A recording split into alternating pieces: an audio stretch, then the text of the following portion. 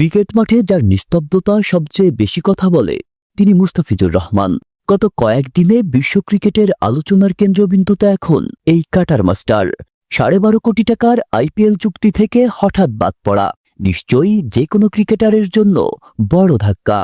Kolkata night Riders এবং BCCI এর সিদ্ধান্তের পর যখন চারিদিকে বিতর্কের ধোঁয়া, তখনই দৃশ্যপটে হাজির পাকিস্তান সুপার লিগ বা পিএসএল।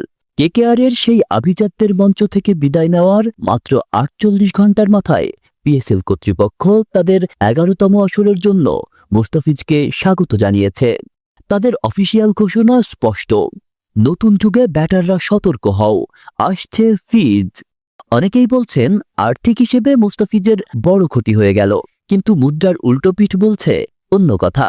মুস্তাফিজ এখন তার ক্যারিয়ারের সেরা সময় বা পিক টাইম পার করছেন। বিপিএল থেকে আইএল টি20 প্রতিটি মঞ্চেই তিনি প্রমাণ করেছেন চাপের মুখে উইকেট তোলার সামর্থ্য তার এখনো অনন্য। আর ঠিক এ কারণেই পিএসএল ম্যানেজমেন্ট তাকে সর্বোচ্চ বা প্লাটিনাম ক্যাটাগরিতে পেতে মরিয়া হয়ে উঠেছে।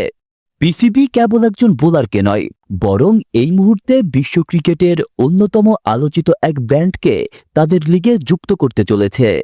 তবে এবারের ঘটনাটি কেবল মাঠের ক্রিকেটে সীমাবদ্ধ থাকেনি। আইপিএল থেকে মুস্তাফিজের বাদ পড়া এবং পরবর্তীতে বিসিবির কঠোর অবস্থান, সব মিলিয়ে এটি এখন জাতীয় মর্যাদার প্রশ্নের রূপ নিয়েছে। ব্যক্তিগতভাবে বিতর্কহীন এবং শান্ত স্বভাবের এই ক্রিকেটার আজ পুরো বাংলাদেশকে এক কাতারে নিয়ে এসেছেন। কোটি টাকার চুক্তির চেয়েও বড় হয়ে দেখা দিয়েছে একজন ক্রিকেটারের প্রতি দেশের মানুষের এই অকৃত্রিম সমর্থন। সময় এবং মঞ্চ বদলাতে পারে, কিন্তু মুস্তাফিজের সেই বিষাক্ত কাটারের ধার একটুও কমেনি। আইপিএল এর দরজা আপাতত বন্ধ হলেও ক্রিকেট বিশ্বের অন্যতম ফ্র্যাঞ্চাইজি লিগগুলো জানে মুস্তাফিজের মূল্য কতটুকু। পিএসএল এ তার এই রাজকীয় প্রত্যাবর্তন কেবল একটি নতুন শুরু নয়, বরং যারা তাকে অবমূল্যায়ন করেছে তাদের জন্য এক নীরব প্রতিবাদ। মুস্তাফিজ, আপনি হেরে যাননি। মাঠের লড়াইয়ে আপনি আগেও সেরা ছিলেন, এখনো আছেন।